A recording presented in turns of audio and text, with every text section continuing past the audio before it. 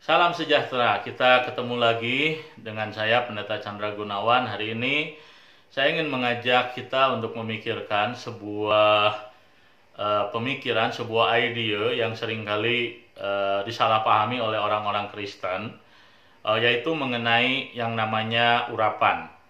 Nah, di dalam pengalaman saya di dalam melayani Tuhan, seringkali orang-orang Kristen tanpa sadar berdoa, misalnya saja dia meminta supaya misalnya saja di dalam pelayanan dia diurapi oleh Tuhan, atau seorang pengkhotbah yang hendak melayani diurapi oleh Tuhan.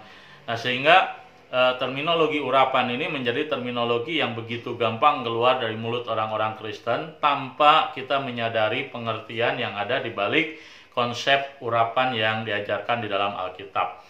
Nah, itulah sebabnya maka dalam video pendek ini saya ingin kita membicarakan mengenai konsep yang disebut sebagai urapan. Nah, tentu di dalam Perjanjian Lama, urapan adalah bagian yang penting di dalam kehidupan orang-orang Israel. Nah, jadi di dalam kehidupan orang-orang Israel, urapan hampir tidak pernah dilakukan di dalam kehidupan yang bersifat sehari-hari, tetapi dilakukan dalam kehidupan agamawi. Nah, jadi di dalam Perjanjian Lama kita melihat bahwa ternyata urapan itu diberikan kepada orang-orang tertentu di dalam tugas pelayanan yang bersifat khusus.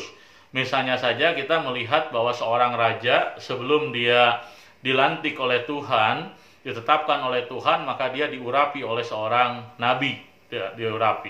Demikian juga dengan nabi. Nabi pun seringkali diurapi oleh Tuhan, begitu juga dengan imam. Nah, jadi kita melihat bahwa di dalam Perjanjian Lama, urapan itu terkait dengan dua hal. Satu, urapan itu terkait dengan gambaran yang digunakan oleh Alkitab mengenai satu sosok dari pemimpin umat Tuhan yang berkenan di hadapan Tuhan.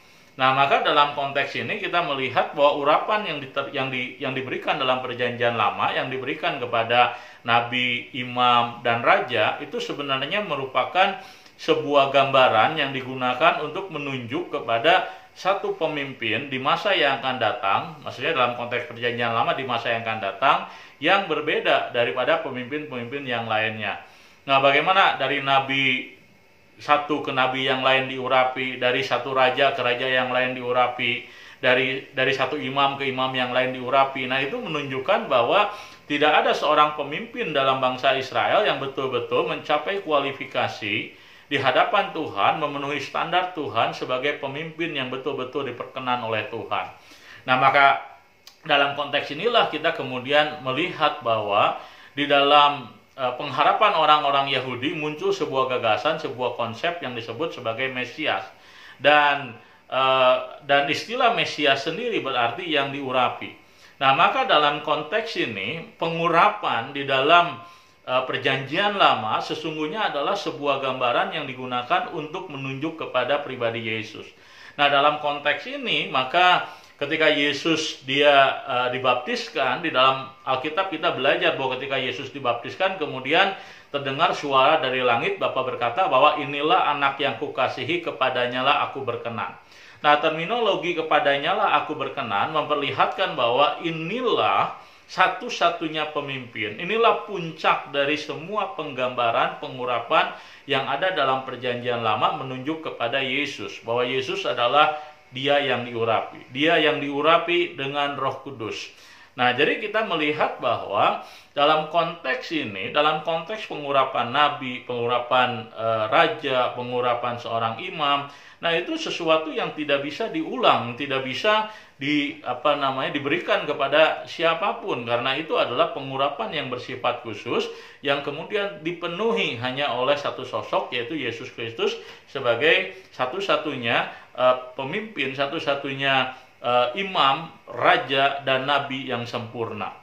Nah, lalu bagaimana dengan pengurapan yang dilakukan terhadap alat-alat di dalam rumah Tuhan? Memang di dalam Perjanjian Lama kita juga menemukan ada alat-alat tertentu yang kemudian itu diurapi dengan minyak. Nah, sebenarnya terminologi diurapi dalam konteks ini pun kurang tepat, karena yang dimaksudkan adalah diolesi dengan minyak. Dan memang di dalam Perjanjian Lama kita melihat bahwa bahwa setiap alat-alat yang digunakan di dalam ibadah, nah itu perlu disucikan, perlu dikuduskan. Maka alat-alat tertentu ataupun imam misalnya itu disucikan melalui yang namanya darah. Nah, sedangkan alat-alat tertentu itu tidak menggunakan darah tapi menggunakan minyak. Nah, jadi alat-alat di dalam perabotan rumah Tuhan yang diolesi dengan minyak itu makna dan artinya sebenarnya tidak berbeda dengan alat-alat ataupun orang-orang terlibat di dalam pelayanan yang diolesi dengan darah sebagai simbol bahwa orang tersebut telah disucikan. Nah, jadi karena alat-alat tertentu tentu tidak bisa dia diolesi dengan darah, karena waktu diolesi dengan darah bisa menimbulkan reaksi kimia tertentu dan alat tersebut menjadi rusak. Itulah sebabnya maka alat-alat tertentu tidak diolesi dengan darah tapi diolesi dengan minyak. Tetapi maknanya, penggambarannya sama, bahwa alat-alat tersebut kemudian disucikan. Nah, dalam konteks orang-orang percaya, dalam konteks orang-orang Kristen, nah apakah boleh kita kemudian berdoa meminta supaya kita diurapi? Nah, maka kita harus mengerti bahwa pengurapan secara khusus itu ditujukan untuk Tuhan Yesus.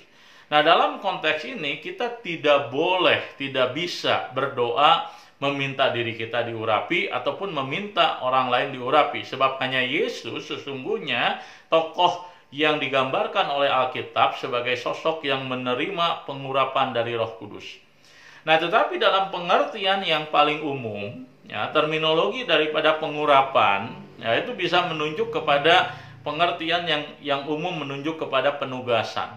Nah, beberapa orang mengatakan bahwa Roh Kudus mengurapi para rasul ketika mereka berada di Yerusalem, kemudian dikatakan oleh Alkitab bahwa Roh Kudus hadir di dalam diri mereka.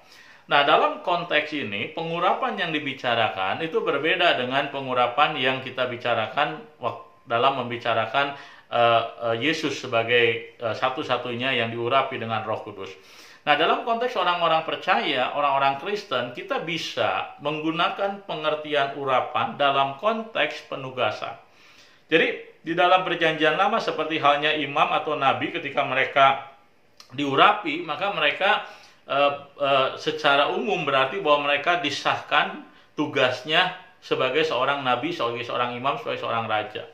Nah, orang-orang percaya, waktu kita mengatakan bahwa kita adalah orang yang sudah ada di dalam Tuhan, dan kemudian Tuhan waktu kita mengikrarkan iman kita, kemudian Roh Kudus hadir dalam kehidupan kita. Nah, maka Roh Kudus itu waktu hadir dalam kehidupan kita, dia bukan hanya hadir, tetapi dia hadir untuk menolong kita mampu menunaikan tugas panggilan kita sebagai orang-orang percaya menjadi saksi Tuhan dalam dunia ini. Nah, dalam pengertian ini, maka orang percaya bisa dikatakan, dalam pengertian yang umum, orang percaya pernah satu kali diurapi oleh Tuhan. Diurapi untuk apa? Untuk mengerjakan tugas pelayanannya di dunia ini, yaitu menjadi saksi Tuhan.